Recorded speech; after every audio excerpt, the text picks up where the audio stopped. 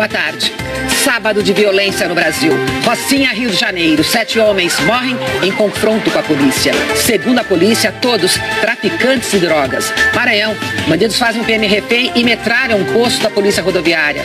Grande São Paulo. Criminosos explodem caixas eletrônicos e também fazem reféns. Madrugada em Fortaleza, a polícia mata suspeitos de atacar o prédio da Secretaria de Justiça do Estado. 1000 cruzes na praia. O protesto é pelo alto número de homicídios em Pernambuco. Cidades americanas são tomadas deste sábado por marchas que pedem um maior controle de armas. Na França, o policial que trocou de lugar com reféns de um terrorista morre no hospital. Neste momento, nos Estados Unidos, milhares de pessoas estão nas ruas de várias cidades protestando por um maior controle na venda de armas e por mais segurança nas escolas americanas. A manifestação foi organizada por estudantes que sobreviveram ao massacre de Parkland, na Flórida. A maior concentração é em Washington, mas eventos em apoio aos jovens estão acontecendo por todo o mundo. Em Paris, um grupo está reunido em frente à Torre Eiffel e em Londres, o protesto é na frente da Embaixada dos Estados Unidos. Enquanto as leis não mudam nos Estados Unidos, as escolas estão investindo pesado em tecnologia para minimizar o impacto de possíveis ataques com armas de fogo. A reportagem da correspondente Sandra Coutinho. Em 12 semanas, desde o início do ano, já foram 17 tiroteios em escolas americanas. Dá 3 a cada 2 semanas. Fica a sensação de que é questão de tempo até que a tragédia aconteça perto de casa. Por isso, mães, pais e escolas decidiram arregaçar as mangas para manter os alunos seguros, servir de proteção em caso de tiroteio. Em Wisconsin, esse aluno criou uma solução simples, uma barra de ferro que trava a porta e impede que o atirador entre na sala de aula. Essa escola, no estado de Indiana, é conhecida como a mais segura do país. Câmeras de segurança estão por toda parte. As portas são à prova de bala. E tem até um dispositivo que solta fumaça para confundir um possível atirador. Um investimento de $400 mil. Pelas mães, sai bem mais em conta. É essa mochila à prova de balas, que custa $200, pouco mais de R$600, e ainda tem fichário e capa de computador blindados. Hey, sweetie. Essa mãe investiu, comprou uma mochila para cada filho. A polícia só chega depois. O que eles vão fazer nos 4 minutos que dura o massacre? Agora podem se esconder atrás da mesa e da mochila, diz ela. No ano passado, as escolas americanas investiram quase $3 bilhões em segurança, mas não conseguiram impedir novos ataques. Só este ano, 25 pessoas morreram em tiroteios em escolas e universidades aqui dos Estados Unidos. Vamos agora ao vivo a Washington com a correspondente Raquel Krahenbuhl. Ela está acompanhando a marcha pelas nossas vidas. Boa tarde, Raquel.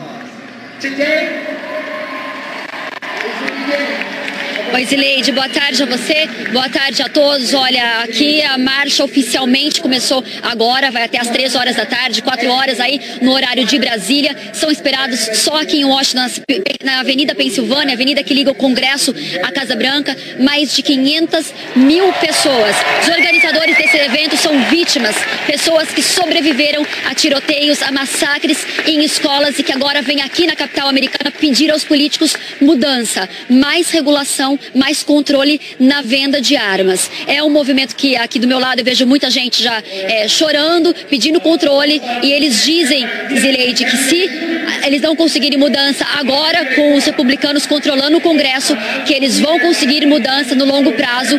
Estão motivando aqui jovens a votarem, estão registrando jovens eleitores e dizem que a mudança pode acontecer também nas urnas. Zileide. Obrigada, Raquel. Uma marcha por todos nós, por nossas vidas. E morreu hoje o policial que trocou de lugar com reféns durante o ataque a um supermercado no sul da França. Com isso, o número de mortos subiu para 4. O tenente-coronel Arnaud Beltrame estava internado em estado grave depois de ter sido baleado por Redouane Lakdin, um marroquino de 25 anos de idade. Lakdin invadiu ontem um supermercado na cidade de Trebé após roubar um carro e matar o motorista. Dentro do mercado, ele matou um funcionário e um cliente. E, por último, atirou no policial que tinha trocado de lugar com uma das reféns. Agentes franceses entraram no local e mataram o sequestrador. As autoridades ainda investigam os motivos do ataque. E aqui no Brasil, bandidos atiraram contra a sede da Secretaria da Justiça do Ceará, em Fortaleza. Foi o segundo ataque no estado essa semana. As marcas dos tiros estão nas paredes e janelas do prédio. Moradores acordaram assustados. Eu estava dormindo na hora que aconteceu. Acordei com o terceiro tiro. Buf. Terceiro tiro não, mito. Acho que foi umas 2 bombas para depois começar os tiros. Foi assim, filme de terror. A polícia apreendeu armas e uma granada que estavam com o grupo. O tiroteio começou por volta de 1h30 da madrugada e durou cerca de 5 minutos. Agora de manhã, o secretário de Segurança Pública do Ceará disse que o ataque já era esperado e que a segurança do prédio já tinha sido reforçada. Ontem à noite a nossa inteligência detectou a ameaça, de que isso acontecesse. Então logo chegou ao meu conhecimento, determinei as equipes que fizessem uma campana ao redor, no entorno da secretaria. Eles começaram a efetuar disparos, tentaram lançar uma granada, foi no momento que nossos policiais reagiram à altura. A polícia ainda não sabe quantos homens participaram do ataque, mas confirmou que durante o tiroteio 3 suspeitos morreram. Os corpos ainda não foram identificados. Esta semana, bandidos também atiraram contra uma agência dos Correios em Fortaleza. No local, deixaram cartas fazendo apologia ao crime organizado e ameaçando fazer novos ataques caso sejam instalados bloqueadores de celular nos presídios. No início do mês, a Justiça do Ceará determinou a instalação de bloqueadores em todas as unidades prisionais do estado num prazo de 180 dias. O governador Camilo Santana, do PT, comentou em entrevista hoje de manhã o ataque desta madrugada. Nem a polícia nem o Estado vão aceitar de qualquer forma, qualquer afronta de criminosos com o Estado e com a polícia. E a nossa resposta será sempre essa. No Maranhão, o ataque de bandidos foi contra um posto da Polícia Rodoviária Federal. Os bandidos tinham acabado de invadir uma base da Polícia Militar de Açailândia, sudoeste do estado, de onde fugiram com um carro roubado da própria polícia. Um PM foi levado como refém. Quando passaram pelo posto da Polícia Rodoviária Federal, na BR-222, os bandidos metralharam a unidade. Ninguém se machucou. O carro da polícia e o policial refém foram abandonados alguns quilômetros depois. Policiais no Maranhão e do Pará procuram os bandidos. Na Grande São Paulo, pelo menos 30 bandidos fizeram 7 pessoas reféns para explodir caixas eletrônicos de 2 agências bancárias. O ataque foi em Salesópolis, hoje de madrugada. Os bandidos renderam os reféns e dispararam várias vezes contra viaturas da polícia e uma base da PM, que fica a 30 metros do local. A quadrilha usou explosivos e ferramentas. Os 3 caixas desta agência ficaram destruídos com a explosão. Os bandidos fugiram com o cofre central de uma das agências. Na fuga, levaram 2 reféns até a saída da cidade, onde foram deixados sem roupas. Até agora, ninguém foi preso e não há feridos. No Rio de Janeiro, uma ação policial na Rocinha, no começo da manhã, terminou com 7 suspeitos mortos. Moradores da Rocinha acordaram sob um intenso tiroteio. E contaram nas redes sociais que vários pontos da favela estão sem energia elétrica. Na mensagem eles falam: hoje acordei sem luz, sem paz, sem dignidade.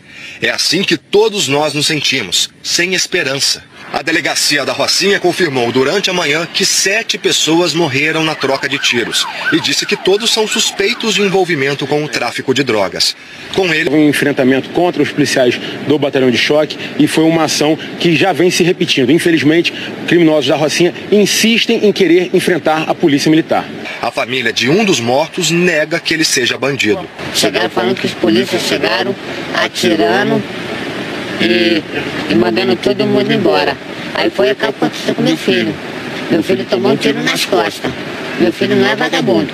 O confronto aconteceu durante uma operação do Batalhão de Choque. Eles estão atrás dos assassinos do soldado Felipe Mesquita, da UPP da Rocinha. Ele foi morto na quarta-feira à noite durante um outro tiroteio na favela. Ele que queria ser igual a mim.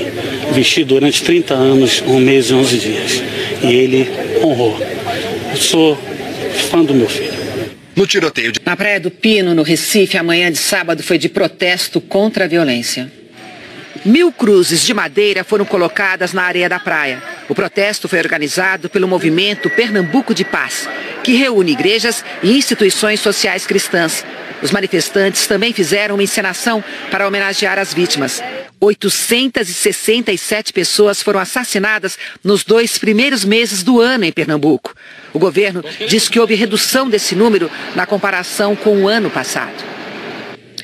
Segundo a Polícia Civil, não houve avanço nas investigações dos assassinatos da vereadora Marielle Franco, do PSOL, e do motorista Anderson Gomes. Os dois foram mortos no dia 14 de março à noite, no bairro do Estácio, no centro do Rio. Quem tiver informações sobre o caso pode ligar para o Disque Denúncia. O telefone é do Rio, DDD 21, e o número 2253-1177. Também é possível mandar mensagem pelo WhatsApp. O DDD também é 21 e o número 98849-6099. O anonimato é garantido. O Disque Denúncia já recebeu 48 ligações que podem ajudar a esclarecer o crime. Uma mulher e um bebê de 2 meses morreram e 21 pessoas ficaram feridas num acidente em Torres, no litoral do Rio Grande do Sul. 2 carros, um ônibus e um caminhão bateram na BR-101 no início da manhã. Segundo a Polícia Rodoviária Federal, o acidente foi causado por um motorista embriagado que trafegava na contramão. Ele foi preso e autuado em flagrante por homicídio com dolo eventual, por ter assumido o risco de matar. A polícia não divulgou o nome do motorista. 5 feridos estão em estado grave. É hora de falar da previsão do tempo. A Isabela Camargo já está aqui para falar desse primeiro sábado de outono. Isabela, boa tarde. Boa tarde, Zileide. Boa tarde para você também. Ontem, alerta de temporais no sul do país. Que outono, hein? É isso mesmo, Zileide. Você sabe que está chovendo forte desde madrugada em várias cidades do Rio Grande do Sul e a atmosfera está com todas as condições para que essa chuva volumosa, ou seja, para esse tempo severo, continue aí durante o dia. Então é assim, vou te mostrar que em Rosário do Sul já choveu 230 milímetros, tá? É mais do que é para chover no mês inteiro. Então isso foi em 24 horas. E aí, várias ruas ficaram alagadas, em Pelotas também. Já está faltando luz em 7.000 pontos. E aí, como eu disse, a atmosfera está com todas as condições para que essa chuvarada continue. As imagens satélite mostram aqui, olha, essa grande massa de nuvens, ou seja, ela vai continuar provocando chuva durante o dia. Chuva volumosa com raios, rajadas de vento que podem passar dos 80 km por hora. Aproveito aqui também para mostrar essas outras áreas de instabilidade entre o Nordeste, a região Norte, Mato Grosso e também Goiás. A chuva mais volumosa desse sábado está prevista nesses pontos mais escuros. Então, eu destaco mais uma vez ali o centro-sul do Rio Grande do Sul, parte do interior do Nordeste, entre a Bahia, Pernambuco, Piauí, Tocantins e aqui na região Norte vamos para o Pará e também Amazonas.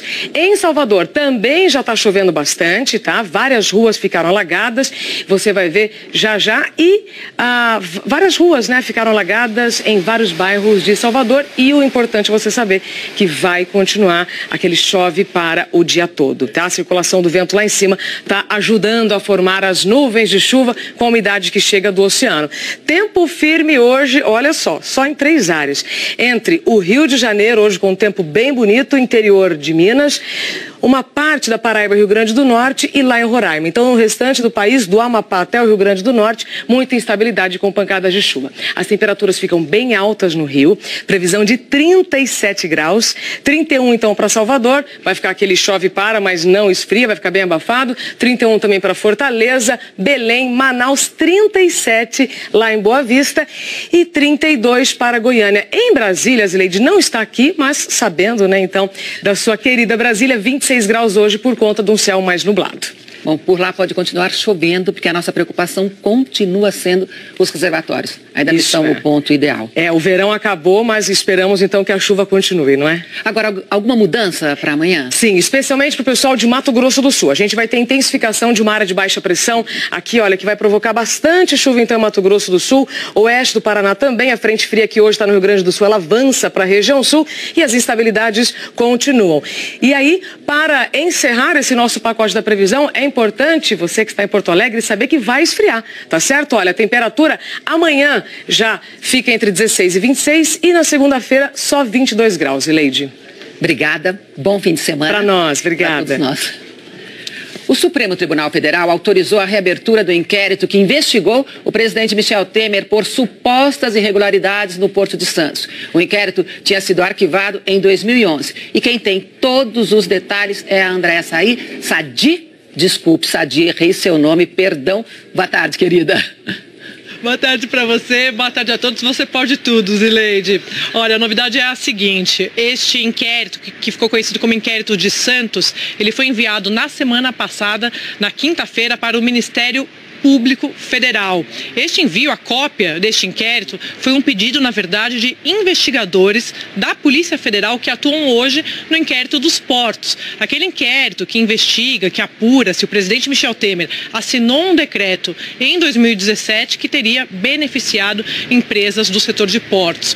Os investigadores, eles acham que aquele inquérito de Santos, que tinha sido arquivado em 2011, ele pode ajudar com informações nessa investigação atual. Essa investigação dos portos, o inquérito dos portos hoje está lá no Supremo e o relator é o ministro Luiz Roberto Barroso.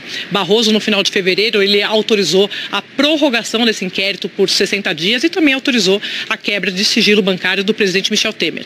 Temer tinha dito que ele ia divulgar esses sigilos bancários, mas agora ele recuou. Ainda falando sobre o presidente Michel Temer, hoje aqui em Brasília, ele conversou hoje cedo com Moreira Franco, ministro da Secretaria-Geral da Presidência, e também foi à casa do ex-presidente da República, ex-senador José Sarney. Zileide. Obrigada, Sadi. Boa tarde, bom fim de semana. O Podemos oficializou ontem em Belo Horizonte a pré-candidatura do senador Álvaro Dias à presidência da República. Ele disse que o país precisa mudar o atual modelo político para acabar com o que chamou de fábrica de escândalos. Álvaro Dias defendeu o saneamento das contas públicas. O que fizeram com o nosso país? Desarrumaram a nação. Precisamos arrumar o Brasil, dar rumo na direção do seu futuro.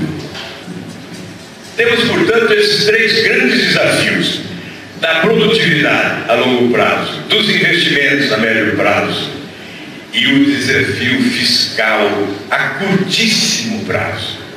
Urgentíssimo, porque se não equacionarmos, se não sanearmos as finanças públicas do país, estaremos assistindo esse caos da violência, da saúde pública incapaz de atender necessidades básicas do nosso povo. A partir de hoje, o boleto de cobrança vencido com valor igual ou superior a R$ 800 poderá ser pago em qualquer agência bancária e não apenas no banco emissor da cobrança. A autorização vale também para pagamentos na internet e será estendida aos boletos de qualquer valor até setembro deste ano. Mais de 60 milhões de pessoas têm dívidas atrasadas em todo o Brasil. Em São Paulo, um feirão tenta ajudar quem está nessa lista. Veja na reportagem de Filipe Mancuso. O tamanho da fila já dá uma ideia da quantidade de endividados no país. O número aumentou em relação a fevereiro do ano passado, um crescimento de 1,2%. O aumento da inadimplência torna eventos como esse cada vez mais procurados. Esse feirão de renegociação de dívidas aqui em São Paulo vem recebendo, desde o início da semana, uma média de 2.000 pessoas por dia. É a chance de chegar a acordos com empresas com condições um pouco mais vantajosas.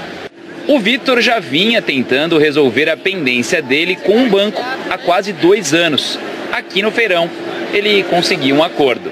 A inadimplência era de R$250 e aqui eu consegui fechar por R$45. Agora pagar para poder ter um nome limpo, que é o que mais importa, né? A situação do Ailton era mais delicada. A dívida dele passava dos R$50 mil. Com a renegociação, ele conseguiu reduzir boa parte do débito e tirou um peso das costas. Você vai atrás de um financiamento, de alguma coisa, sempre tem algum empecilho e fala que seu nome está restrito. Isso incomoda, é chato. Esse tipo de dívida é a mais comum para quem está com o nome sujo. Problemas com bancos, financeiras e o cartão de crédito somam mais de 50% dos casos. Um dos grandes motivos que faz com que as pessoas elas fiquem inadimplentes é realmente a perda do emprego, né? E junto com a falta de disciplina em alguns momentos. A gente começou a buscar quais são as alternativas para que a gente consiga ajudar o consumidor que vem aqui a tanto ter uma melhor disciplina financeira, quanto também ter uma questão de voltar a ter um emprego ou mesmo uma renda extra. Vamos então ao vivo ao Autódromo de Interlagos falar com a Janaína Lepre, que está lá acompanhando esse segundo dia de festival. Janaína, te vi dançando aí agora há pouco. Boa tarde. O primeiro dia foi bonito, e esse segundo? Foi bonito, e a gente adora, né, Zileide? Então, dançar aqui é o que a gente mais faz depois de trabalhar, claro. Zileide, olha, segundo dia de Lollapalooza, são 4 palcos distribuídos pelo Autódromo de Interlagos, então sempre tem alguma coisa rolando. Hoje os shows começaram um pouquinho antes do meio-dia, já passaram por aqui o quinteto pernambucano Tagore, que faz um som assim mais psicodélico. Também a Jesutom é uma londrina, mas foi descoberta nas ruas do Rio de Janeiro. E quem está no palco agora é a cantora trans Lineker, ela que se apresenta junto com a banda Os Caramelos. A gente está bem na frente aqui do palco principal, já tem uma galera ali chegando mais pertinho da grade, porque daqui a pouco se apresenta ali os brasileiros do Eagle Kill Talent. O Perry Farrell, que é o criador do Lollapalooza, disse que essa é uma das bandas que a gente deve prestar atenção. E é claro que tem aquelas atrações, as grandes atrações do festival. O pessoal mais maduro vai lembrar do David Byrne, fundador do Talking Heads, e no fim da noite tem o Pearl Jam, que sempre se apresenta no Brasil com um setlist novo. Eles mudam, tem 200 músicas ensaiadas, decidem na hora que vão tocar, então os fãs estão ansiosos. Leite. Esse segundo dia também promete, viu? Aproveite aí, tá? Curta por mim. Tá bom, depois de trabalhar. Pode deixar. Morreu ontem à noite em Brasília, aos 82 anos, o jornalista Toninho Drummond. Cia lembra da colaboração de Toninho para a reportagem, a notícia. Toninho Drummond sempre ajudou os repórteres, né, a abrir o caminho para as câmeras, com a simpatia dele, com a amizade que ele tinha entre os políticos, independentemente de partidos, né. Então ele foi um grande produtor, digamos assim, da notícia, e ele praticou isso enquanto era editor regional de jornalismo em Brasília. Em nota, a Associação Brasileira de Rádio e Televisão disse que Toninho Drummond deixa um importante legado de dedicação e compromisso com o jornalismo. Nas redes sociais, o presidente Temer manifestou pêsames e disse que Toninho Drummond foi um expoente do jornalismo brasileiro. A família Marinho divulgou a seguinte nota de pesar, abre aspas. Toninho Drummond foi um dos expoentes da sua geração, honrando a tradição mineira que tão bons jornalistas deu ao país. Tenaz, mas sempre gentil, altamente competente, mas sem nenhuma dose de estrelismo, de uma seriedade ímpar no que fazia, mas sempre irradiando bom humor. Formou uma legião de jornalistas. O Grupo Globo deve muito ao talento dele e expressa a sua imensa gratidão. Toninho foi um profissional exemplar e um amigo querido. Nossa solidariedade à família. Fecha aspas. Assinam a nota Roberto Irineu, João Roberto e José Roberto Marinho. O Jornal Hoje termina aqui. Você acompanha outras notícias no Jornal Nacional.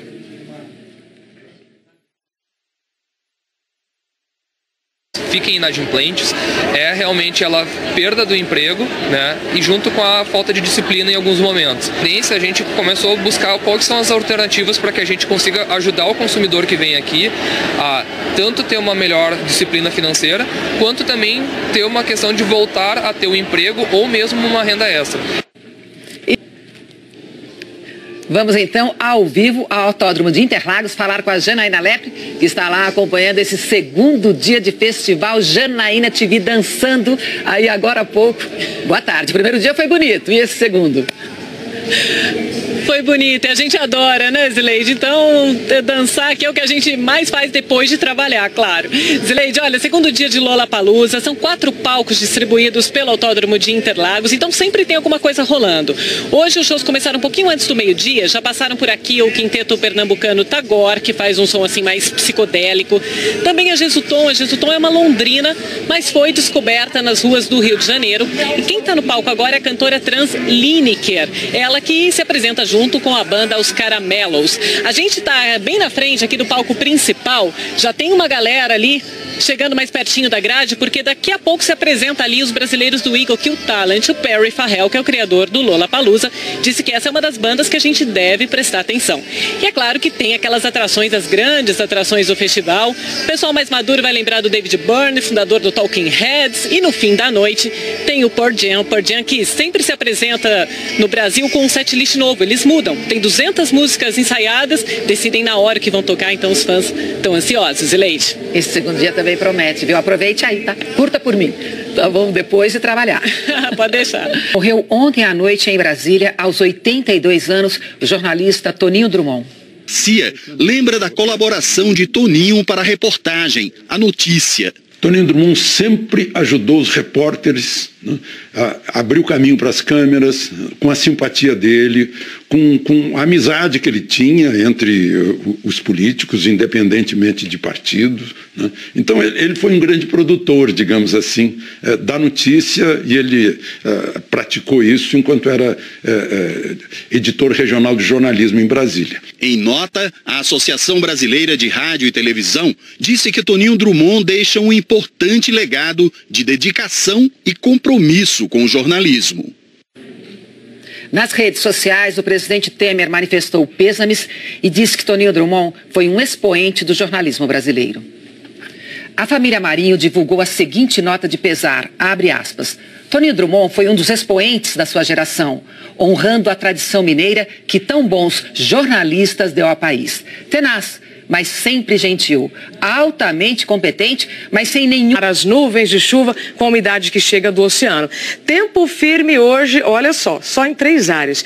Entre o Rio de Janeiro, hoje com um tempo bem bonito, interior de Minas, uma parte da Paraíba, Rio Grande do Norte e lá em Roraima. Então, no restante do país, do Amapá até o Rio Grande do Norte, muita instabilidade com pancadas de chuva. As temperaturas ficam bem altas no Rio, previsão de 37 graus, 31 então para Salvador, vai ficar aquele chove e para, mas não esfria, vai ficar bem abafado, 31 também para Fortaleza, Belém, Manaus, 37 lá em Boa Vista e 32 para Goiânia. Em Brasília, Zileide não está aqui, mas sabendo, né, então, da sua querida Brasília, 26 graus hoje por conta de um céu mais nublado.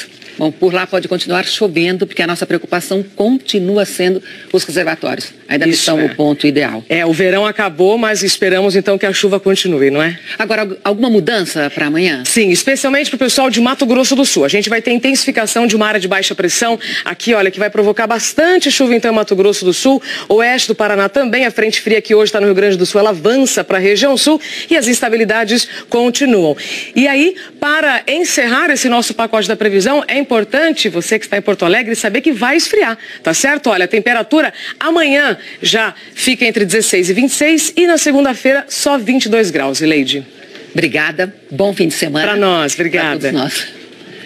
O Supremo Tribunal Federal autorizou a reabertura do inquérito que investigou o presidente Michel Temer por supostas irregularidades no Porto de Santos. O inquérito tinha sido arquivado em 2011 e quem tem todos os detalhes é a Andréa Sadi. Desculpe, Sadi, errei seu nome, perdão. Boa tarde, querida.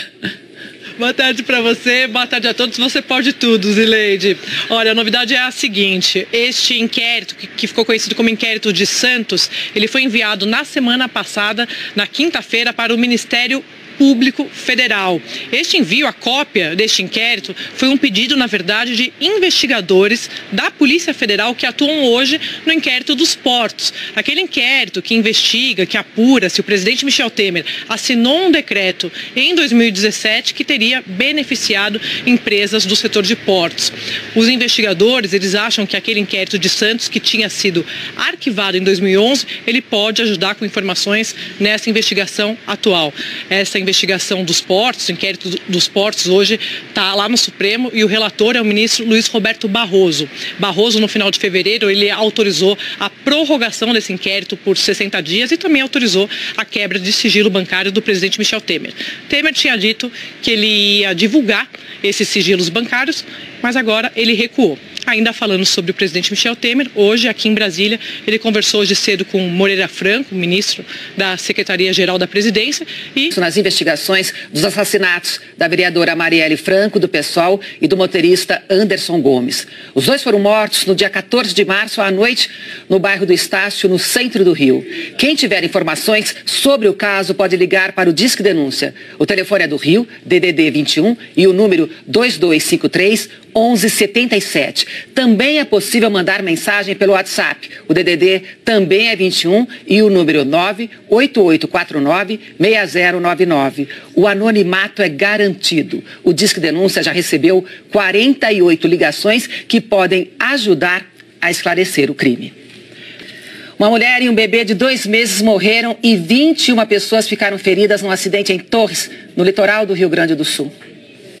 2 carros, um ônibus e um caminhão bateram na BR-101 no início da manhã. Segundo a Polícia Rodoviária Federal, o acidente foi causado por um motorista embriagado que trafegava na contramão. Ele foi preso e autuado em flagrante por homicídio com dolo eventual, por ter assumido o risco de matar. A polícia não divulgou o nome do motorista. 5 feridos estão em estado grave. É hora de falar da previsão do tempo. A Isabela Camargo já está aqui para falar desse primeiro sábado de outono. Isabela, boa tarde. Boa tarde, Zileide. Boa tarde para você também. Ontem, alerta de temporais no sul do país. Que outono, hein? É isso mesmo, Zileide. Você sabe que está chovendo forte desde madrugada em várias cidades do Rio Grande do Sul e a atmosfera está com todas as condições para que essa chuva volumosa, ou seja, para esse tempo severo, continue aí durante o dia. Então é assim, vou te mostrar que em Rosário do Sul já choveu 230 milímetros, tá? É mais do que é para chover no mês inteiro. Então isso foi em 24 horas. E aí várias ruas ficaram alagadas, em Pelotas também. Já está faltando luz em 7.000 pontos. E aí, como eu disse, a atmosfera está com todas as condições para que essa chuvarada continue. As imagens de satélite mostram aqui, olha, essa grande massa de nuvens, ou seja, ela vai continuar provocando chuva durante o dia. Chuva volumosa com raios, rajadas de vento que podem passar dos 80 km por hora. Aproveito aqui também para mostrar essas outras áreas de instabilidade entre o Nordeste, a região Norte, Mato Grosso e também Goiás. A chuva mais volumosa desse sábado está prevista nesses pontos mais escuros. Então, eu destaco mais uma vez ali o centro-sul do Rio Grande do Sul, parte do interior do Nordeste, entre a Bahia, Pernambuco, Piauí, Tocantins e aqui na região Norte vamos para o Pará e também Amazonas. Em Salvador também já está chovendo bastante, tá? Várias ruas ficaram alagadas, você vai ver já e várias ruas, né, ficaram alagadas em vários bairros de Salvador e o importante é você saber que vai continuar aquele chove para o dia todo, tá? A circulação do vento lá em cima está ajudando a formar as nuvens de chuva. No início do mês, a Justiça do Ceará determinou a instalação de bloqueadores em todas as unidades prisionais do estado num prazo de 180 dias. O governador Camilo Santana, do PT, comentou em entrevista hoje de manhã o ataque desta madrugada. Nem a polícia nem o Estado vão aceitar de qualquer forma, qualquer afronta de criminosos com o Estado e com a polícia. E a nossa resposta será sempre essa. No Maranhão, o ataque de bandidos foi contra um posto da Polícia Rodoviária Federal.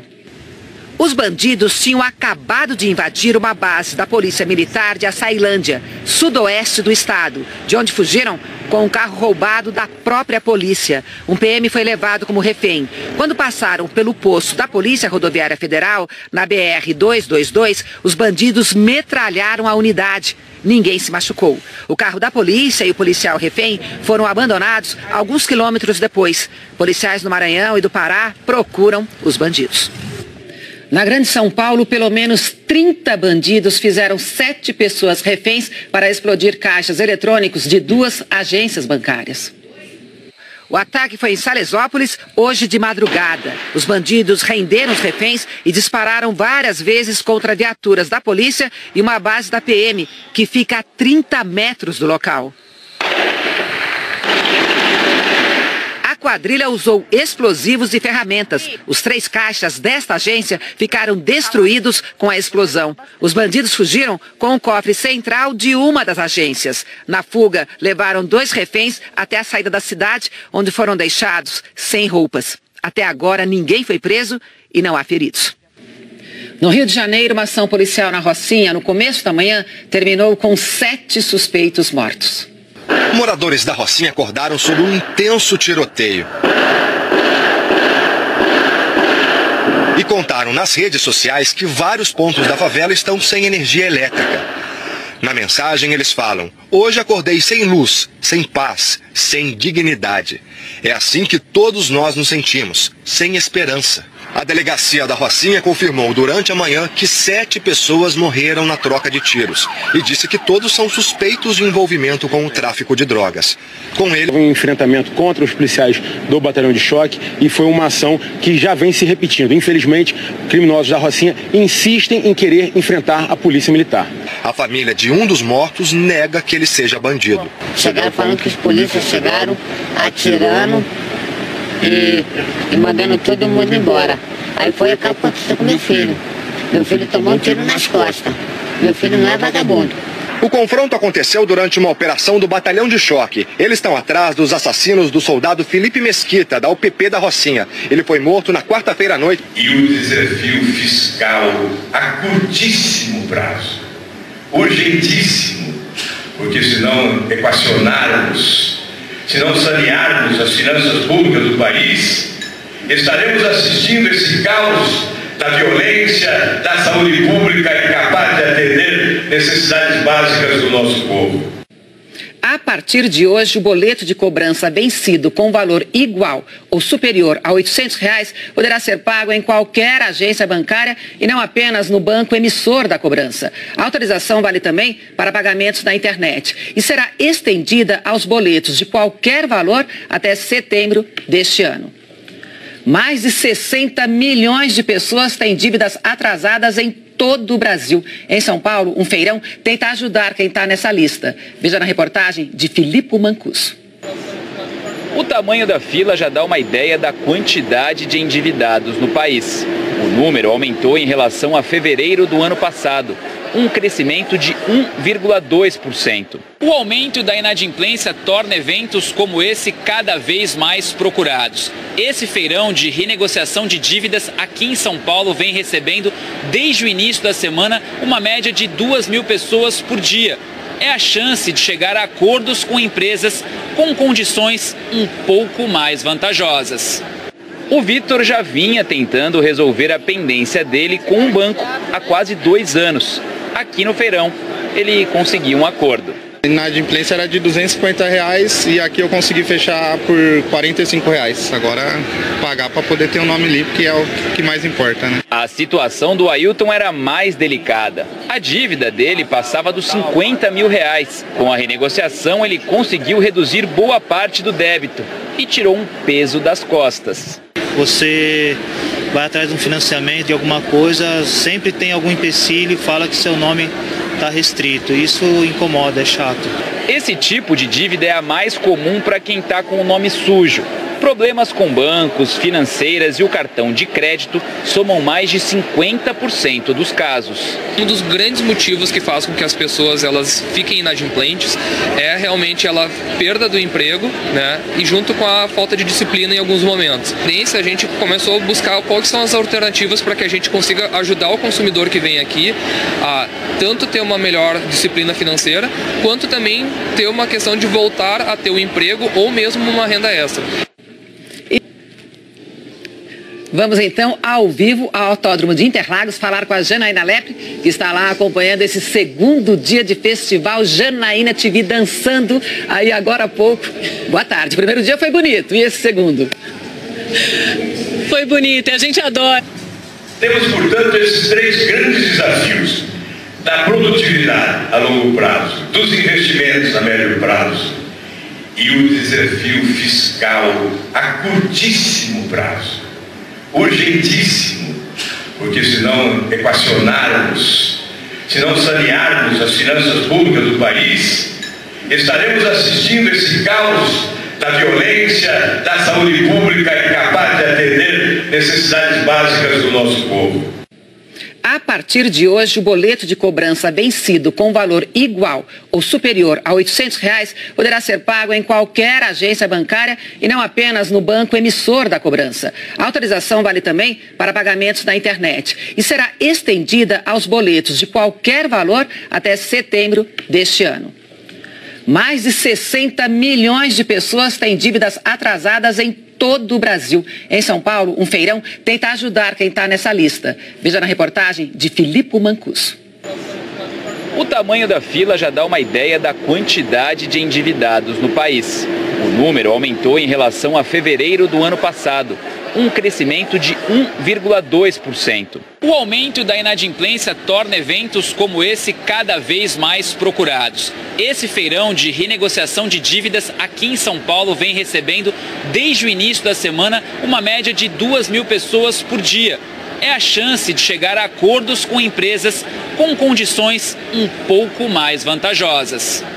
O Vitor já vinha tentando resolver a pendência dele com um banco há quase 2 anos. Aqui no feirão, ele conseguiu um acordo.